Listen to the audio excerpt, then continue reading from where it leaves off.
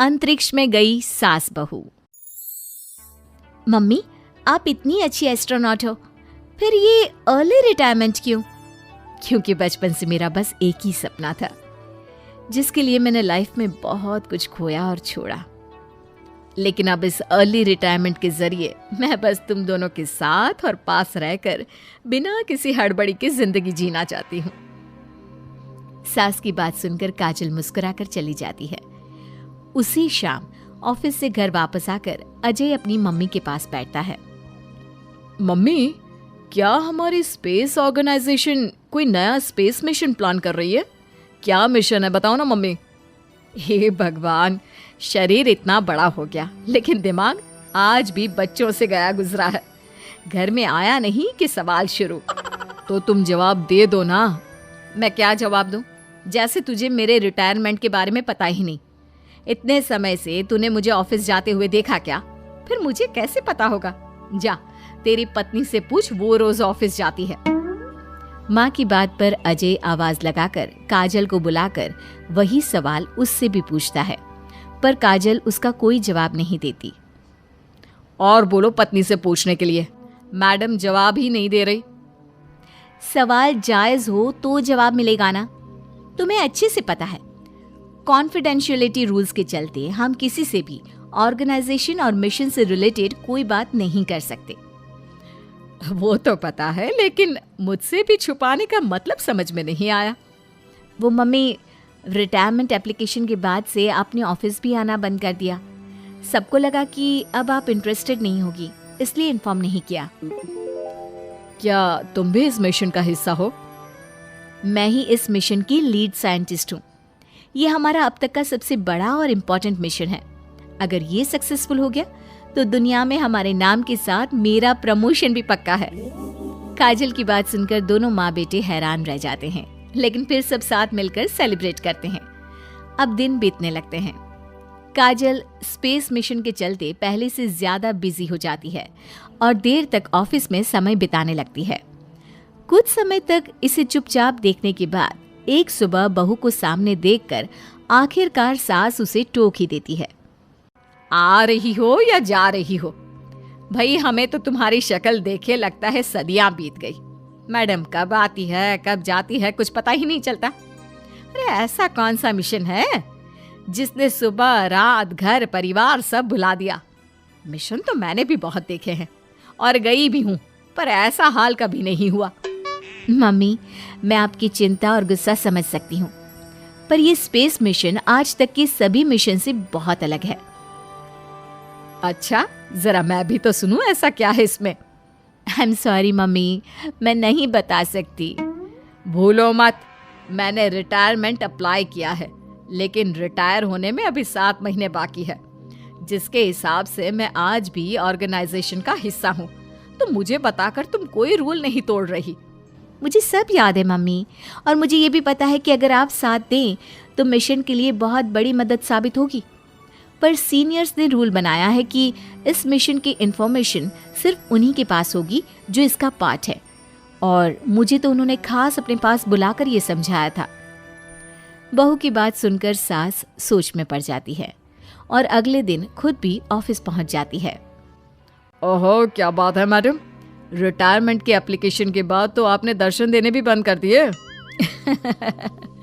अरे सर, अगर ईद का चांद रोज निकला करता तो क्या उसका स्वागत इतने जश्न से होता? इस पर सीनियर भी हंसने लगते हैं और दोनों कैबिन में जाकर बैठ जाते हैं, जहां सास बातों बातों में नए स्पेस मिशन के बारे में पूछती हैं।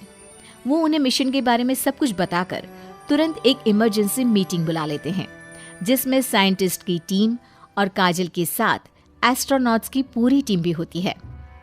तो ये है हमारी टीम, जो सब कुछ भूल कर दिन रात इसी मिशन पर काम कर रही है।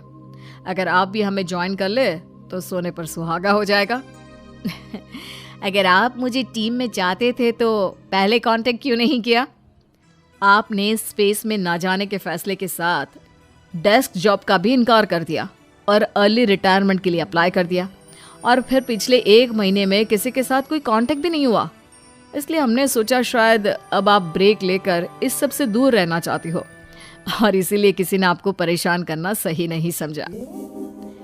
बात तो आपकी सही है, फिर भी एक सुझाव देना चाहूंगी। ये जो आप कर रहे हो ना, ये मिशन नहीं, साफ सुसाइड है।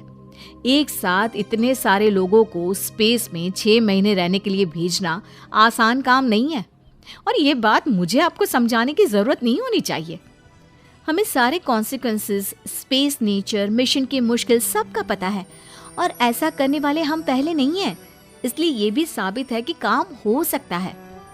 आप सिर्फ एक एक्सपेरिमेंट के लिए इतने सारे लोगों की जान और मेहनत को दांव पर लगाना चाहते हो, जिसमें सक्सेस रेट भी मुश्किल से 1% है। बहुत देर तक इन्हीं सब बातों पर बहस चलने और काजल की सास उर्फ ऑर्गेनाइजेशन की सबसे एक्सपीरियंस्ड एस्ट्रोनॉट को बहुत देर समझाने के बाद भी जब वो राजी नहीं होती, तो ऑर्गेनाइजेशन के सीनियर्स को उन्हें घर वापस भेजना पड़ता है। लेकिन उसी के बाद से न चाहते हुए भी सास मिशन के बारे में सोचना बंद नहीं कर पाती। इसी तरह 1 हफ्ता बीत जाता है। माँ, जब घर में बैठकर भी मिशन के बारे में ही सोचना है, तो इससे अच्छा है कि वहां जाकर इस सोच के जरिए उनकी मदद ही कर दो। उन्हें ऑफिस में नहीं, स्पेस में जाने के लिए मेरी जरूरत है। वो चाहते हैं कि मैं हेड एस्ट्रोनॉट बनकर बाकी सबके साथ स्पेस में जाऊं। वाओ, रिटायरमेंट से पहले आखिरी असाइनमेंट की तरह इससे अच्छा और क्या हो सकता है माँ? आपको हाँ बोल देना चाहिए। उस टीम में एक मेंबर काजल भी है। अगर हम दोनों ही चले जाएंगे तो तुम अकेले कैसे रहोगे? वहां से जिंदा वापस आने की कोई गारंटी नहीं बेटा। अब भी हमें भेजना चाहते हो क्या?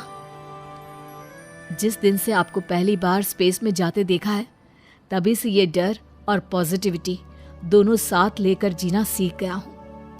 आप जाओ माँ, मुझे पूरा भरोसा है आप दोनों वापस भी आओगे और देश के साथ मेरा नाम भी रोशन करोगे। बेटी की बात सुनकर माँ के अंदर हिम्मत आती है और वो एक बार फिर स्पेस ऑर्गेनाइजेशन पहुंच जाती है, जहां उसके फैसले से सब बहुत खुश होते हैं और स्पेस मिशन की तैयारी पहले से ज्यादा जोश में शुरू हो जाती है। कुछ ही समय बाद दोनों सास बहू स्पेस में पहुंच जाती हैं। आखिरकार आज मेरी साइंटिस्ट बहू एस्ट्रोनॉट भी बन गई। सिर्फ स्पेस सूट पहन लेने से कोई एस्ट्रोनॉट नहीं बन जाता। मैं साइंटिस्ट हूँ और उसी में खुश हूँ। अगर मिशन की रिक्वायरमेंट नहीं होती तो शायद कभी यहाँ आती भी नहीं। इसी तरह दिन पर दिन स्पेस की अनेक मुश्किलें और दिक्कत सहते हुए देखते ही देखते 6 महीने बीत जाते हैं और नामुमकिन को मुमकिन करके दिखाते हुए सब सही सलामत अर्थ पर वापस आ जाते हैं, जिसके बाद से दुनिया भर में ये मिशन सास बहू की अंतरिक्ष यात्रा के नाम से मशहूर हो जाता है।